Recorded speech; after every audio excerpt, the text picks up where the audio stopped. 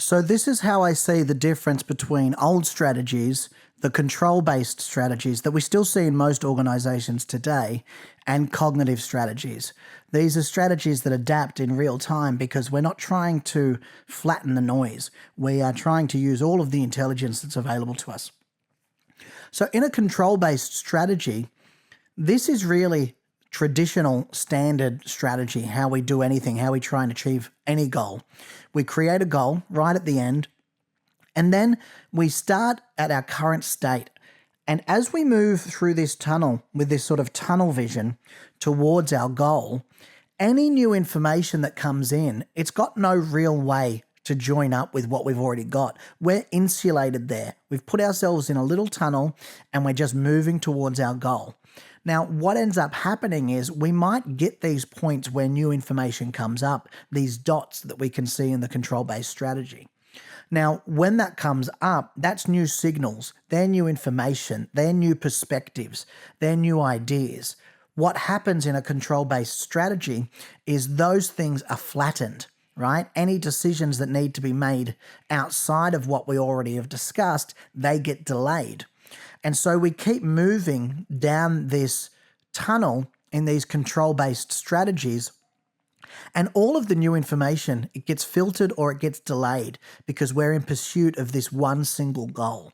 Now, if we get every single thing right in that control-based strategy and we walk that pathway without moving off it even once, we will achieve our goal.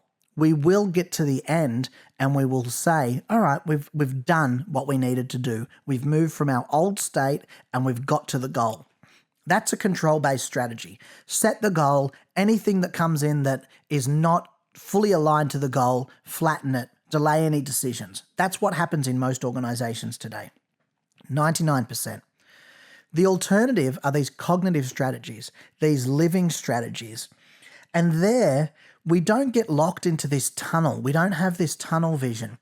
Instead, we're accepting of all new types of intelligence. We're accepting of all new types of signals. And so we start with our current state. And as we move through our tunnel, we actually see our options start to widen.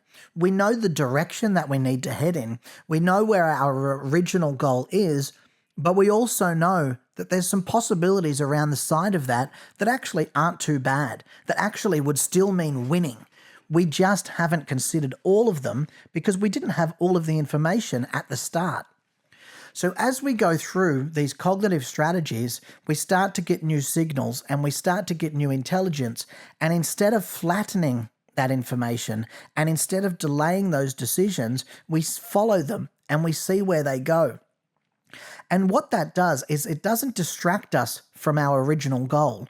It opens up more options for us to achieve and head towards our original goal. And so all of these new arrows that we see coming off, these are people chasing down the goal in different ways. These are new possibilities that have been created because we've stopped to listen to what everybody had to put in, because we've used all of the intelligence in the room. And so you've got two options. You can stay with the control-based strategy, which we know and it feels familiar and it works, or we can move towards a cognitive strategy, which allows people to give more of themselves and gives us a better chance of success. Now, the option is totally up to you, but I know which option I choose every single time. That's the cognitive strategy, just to be clear.